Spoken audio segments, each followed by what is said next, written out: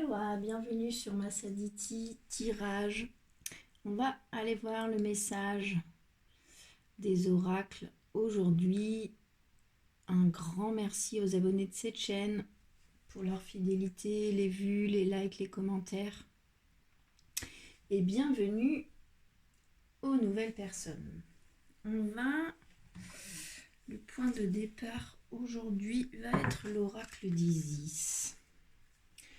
On va demander à l'oracle d'Isis le point de départ de ce message. Allez, j'espère que vous allez bien, que vous êtes en forme.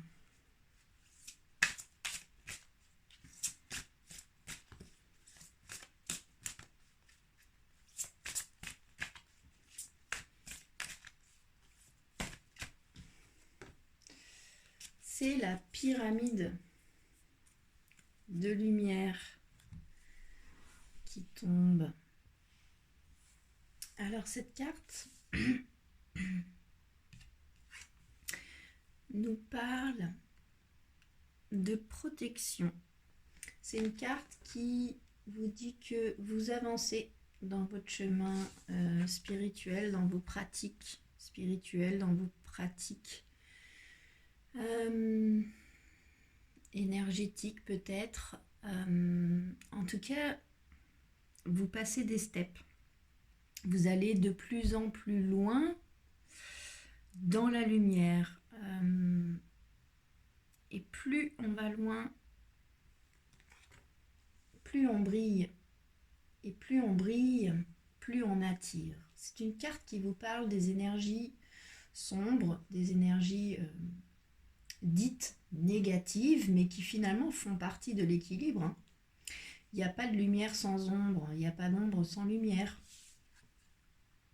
On vous dit que vous êtes comme un phare dans la nuit, puis que du coup vous attirez peut-être les papillons. C'est une carte qui nous parle de nous protéger de ça. La première protection, à mon sens, en tout cas dans ce que l'on m'a enseigné, c'est de ne pas avoir peur de ces énergies. Elles font partie de l'équilibre.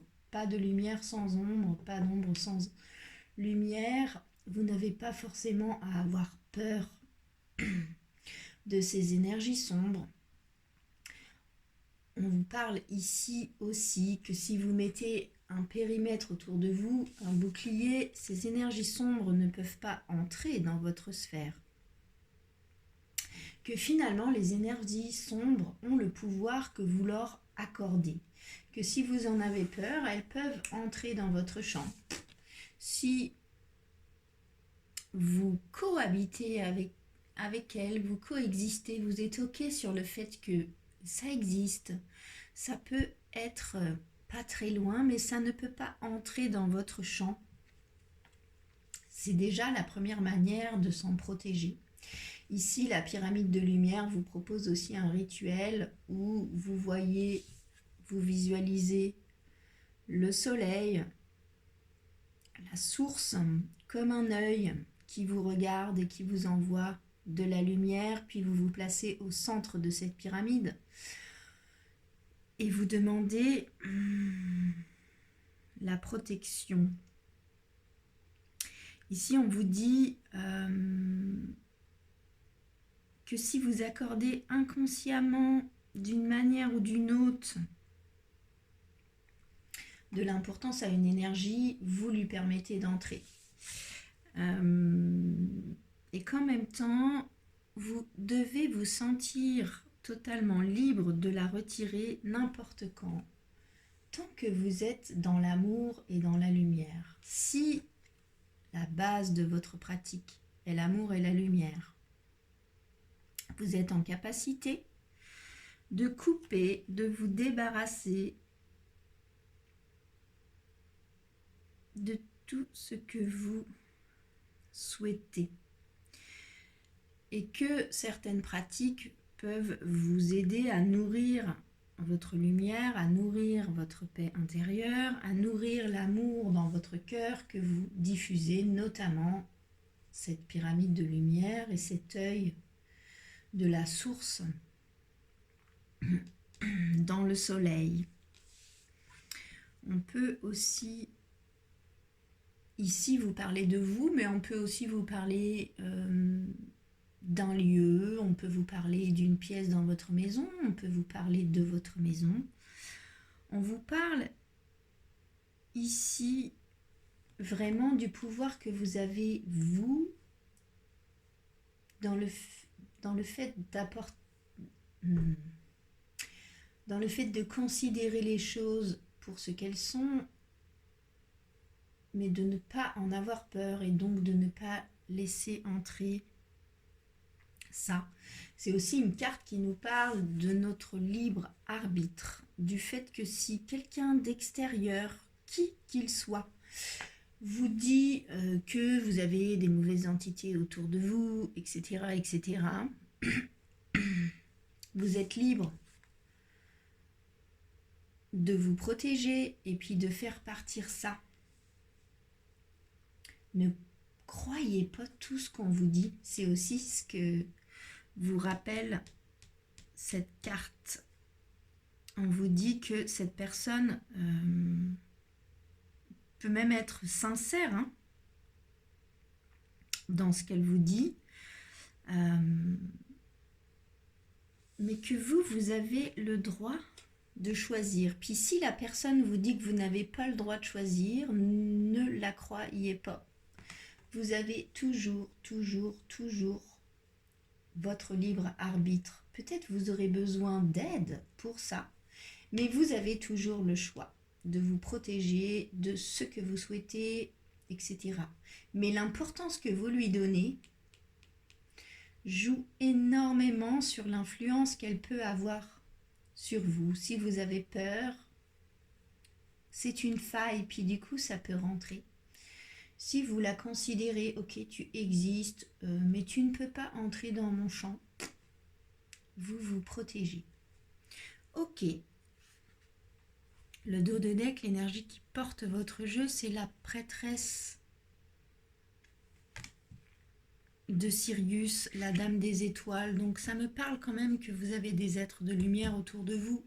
Puis c'est pas n'importe qui. Sirius, c'est quand même des énergies extrêmement puissantes, extrêmement subtiles, extrêmement, comment dire ça, fines.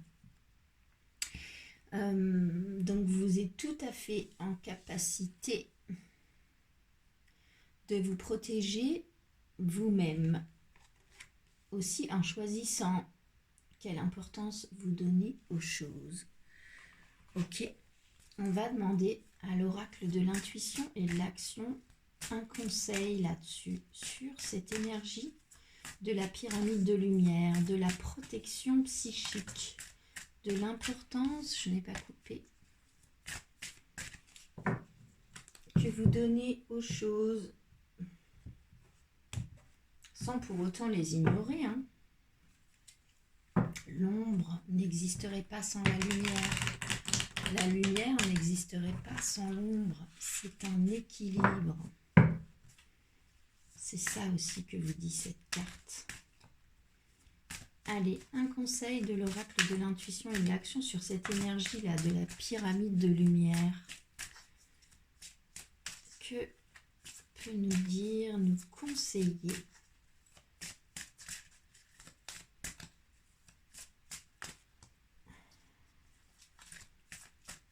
l'oracle de l'intuition et de l'action? C'est la carte de la maîtrise qui tombe avec en dos de deck. Soyez reliés à votre centre. Donc ici, ça me dit que si vous travaillez sur votre colonne de chakra, sur votre axe terre, cœur, ciel, vous pouvez tout à fait vous protéger seul.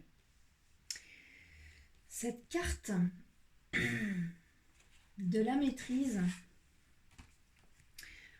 nous parle ici que c'est plus facile finalement de se dire que on a des mémoires ancestrales qui ne nous appartiennent pas, que il y a une mauvaise entité, je sais pas quoi, etc., etc. Et de remettre la faute finalement sur l'autre, dans le sens où on entretient une position de victime. Cette carte vous dit que vous avez la maîtrise. Vous avez la maîtrise de vous protéger, vous avez la maîtrise de croire en ce que vous choisissez de croire, vous avez la maîtrise de l'importance et de l'énergie que vous envoyez dans l'univers, vous avez la maîtrise de ce que vous choisissez de nourrir. À partir du moment où vos armes sont l'amour et la compassion, quoi qu'il se présente à vous, que ce soit beau, pas beau, lumière, ombre, envoyez de l'amour et de la compassion. Si vraiment c'est votre arme, vous pouvez tout maîtriser. Et ici, on vous dit, cessez de remettre dans les mains des autres, donc de vos thérapeutes, de vos énergéticiens, de vos cartomanciens, cartomanciennes, et d'arrêter de vous mettre en victime ou en position d'attente, et que vous pouvez tout à fait vous décider que votre arme est l'amour et la compassion, et que quoi qu'il se présente, vous, c'est ça que vous envoyez, et du coup, ça vous protège. Ici, on vous dit aussi que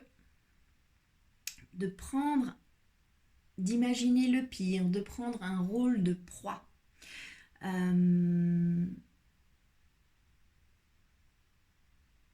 De croire aussi aux histoires que votre mental vous raconte, vous empêche de passer à l'action et d'obtenir un résultat positif. On nous dit ici de reprendre la maîtrise de notre vie.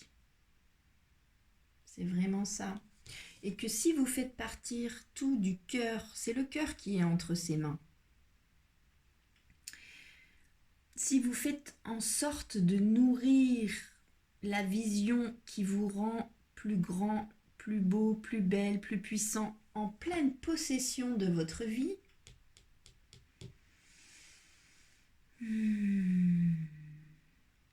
vous reprenez le contrôle. Si vous entretenez l'idée que vous êtes attaqué, entre guillemets, que vous êtes entouré de mauvaises énergies, que vous êtes victime de certaines pratiques ou de certaines énergies, vous remettez le pouvoir à l'autre.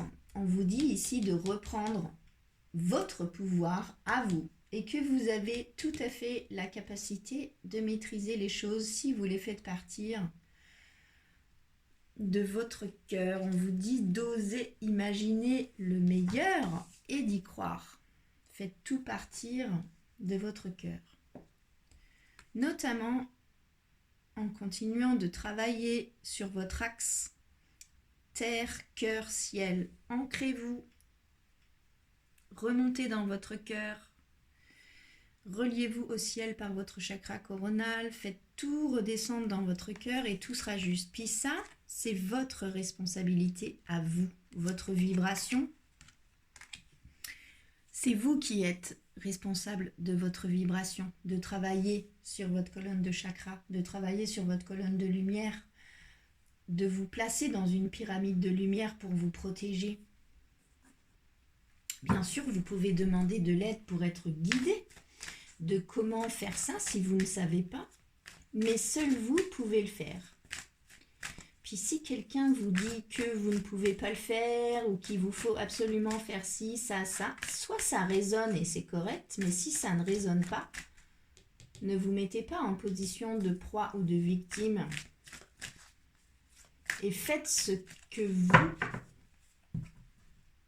votre intuition vous souffle. On va demander à l'oracle des miroirs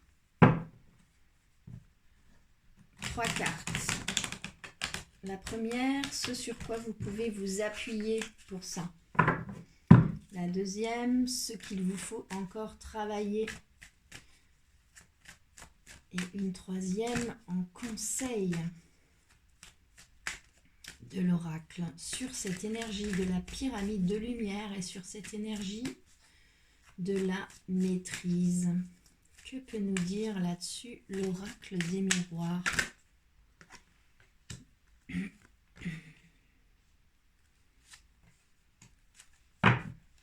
Ok, alors le dos de deck, l'énergie qui porte votre jeu, c'est la carte de l'hérédité.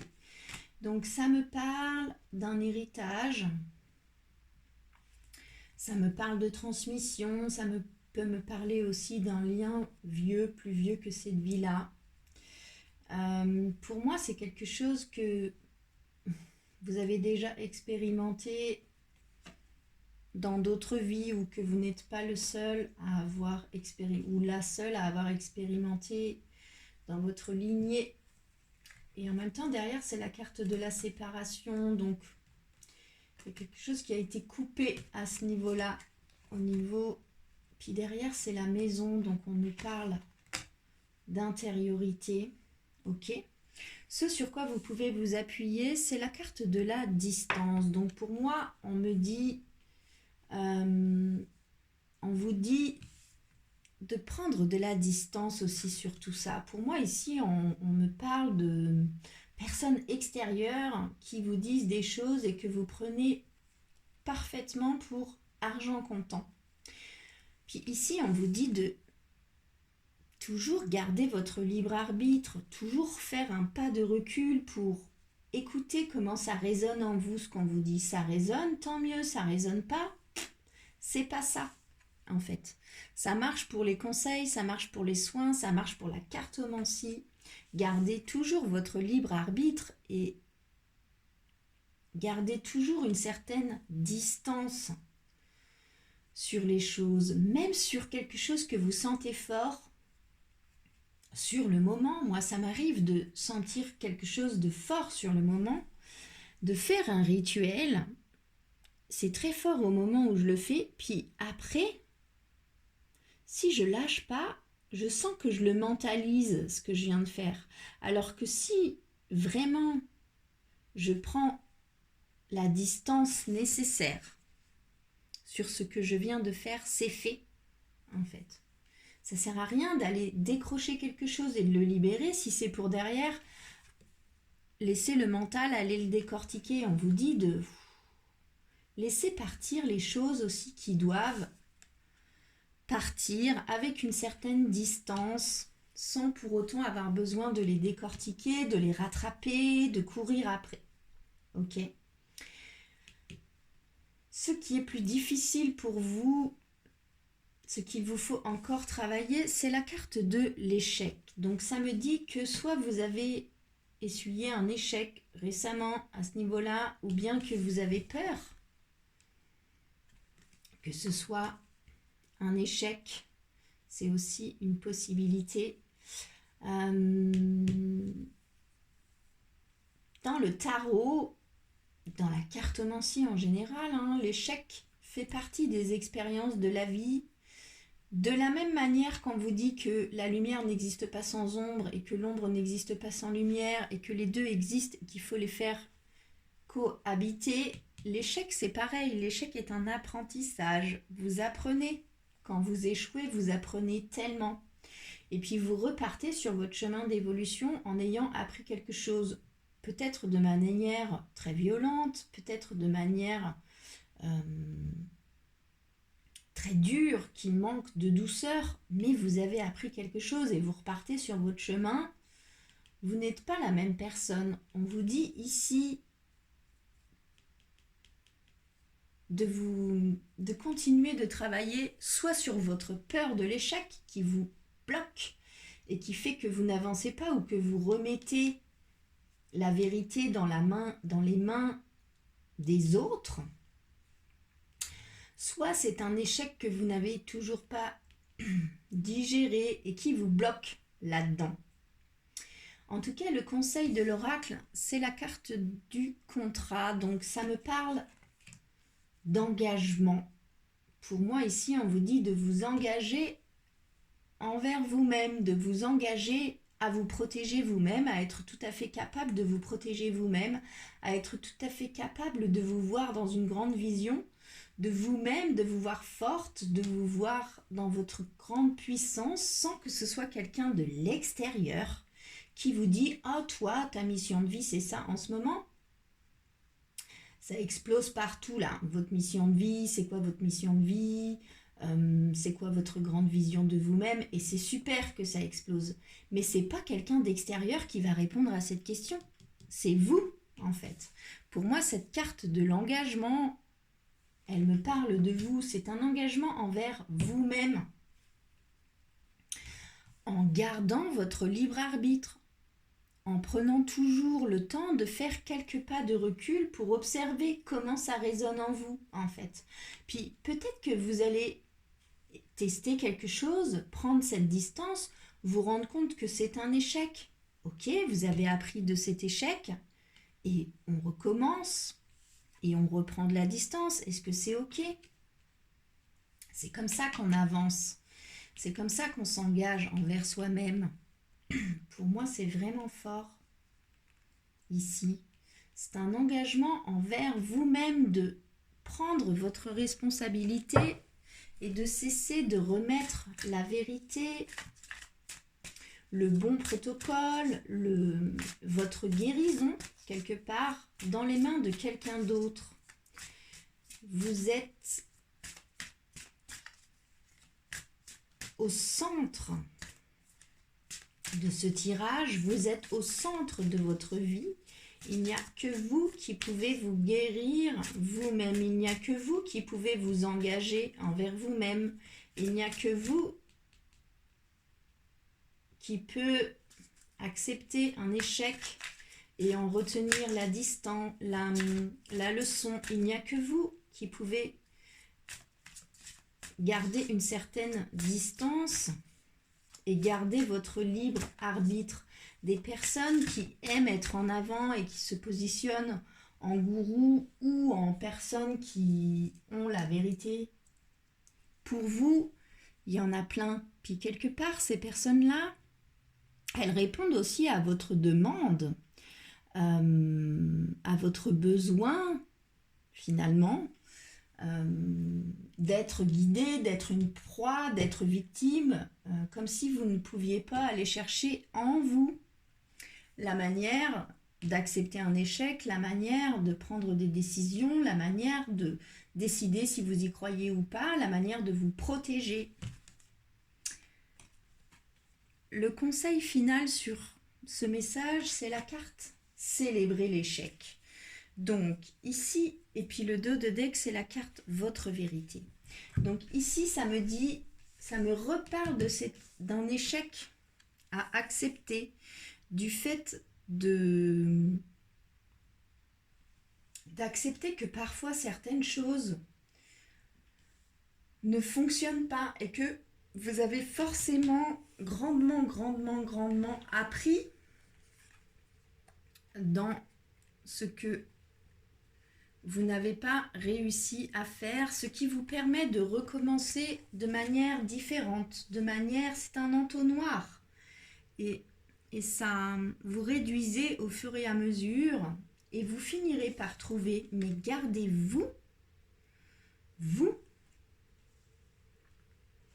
comment ça résonne en vous. Moi, j'ai étudié l'Ayurveda, la médecine traditionnelle indienne, pendant longtemps, puis mon professeur nous disait toujours, quand on posait des questions, est-ce que ça fonctionne pour ça? Il nous répondait, teste et note tes conclusions par rapport à ton test. Il ne nous disait pas oui, non, oui dans tel cas, il nous disait toujours expérimente. C'est dans les expériences qu'on apprend. Et si ça ne marche pas, ok, tu as appris que ça ne fonctionnait pas. Observe les conditions qui étaient là quand ça n'a pas fonctionné. Change une des conditions et vois si ça fonctionne ou pas. C'est exactement ce que vous dit cette carte. Célébrer l'échec, c'est vraiment... L'échec est un cadeau de la vie pour pouvoir évoluer. Même si parfois les expériences sont tristes, violentes, quasi insurmontables, Ces épreuves-là, les pires, vous font tellement, tellement, tellement, tellement, tellement apprendre. Vous avancez dans votre processus d'apprentissage, vous avancez dans votre processus d'évolution, que c'est en tirant les leçons de nos échecs que notre perception finalement de leur utilité à ces échecs change, évolue en fait. Cette carte vous dit que il serait impossible de qualifier quelque chose d'un succès si il n'y avait pas d'échec. On vous dit la même chose, il n'y a pas de succès s'il n'y a pas d'échec, il n'y a pas de lumière s'il n'y a pas d'ombre. C'est ça qu'on vous dit ici. Et puis, le dos de deck, c'est la carte Votre vérité qui me parle de donner plus d'importance à l'opinion des autres qu'à vous-même, que vous avez votre vérité, d'autres personnes ont leur vérité. Vous n'avez pas besoin d'avoir la même vérité. Votre vérité à vous est la plus importante, est la plus puissante, j'ai envie de vous dire. Ici, on vous dit de cesser d'attendre l'approbation des autres, de cesser de remettre à l'autre la connaissance de la vérité. Chacun a sa vérité, surtout s'il a travaillé sur sa colonne de lumière, qu'il est profondément relié à son intuition, puisque son troisième œil est parfaitement ouvert.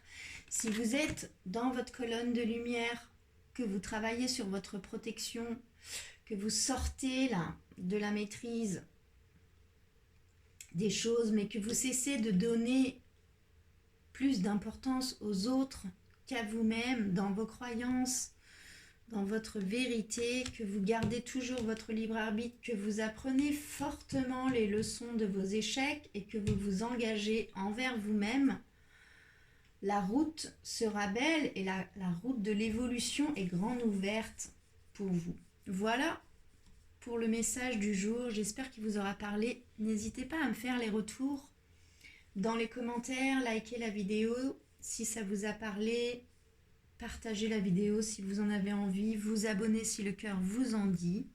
Je vous souhaite une très belle journée, à bientôt, prenez bien soin de vous.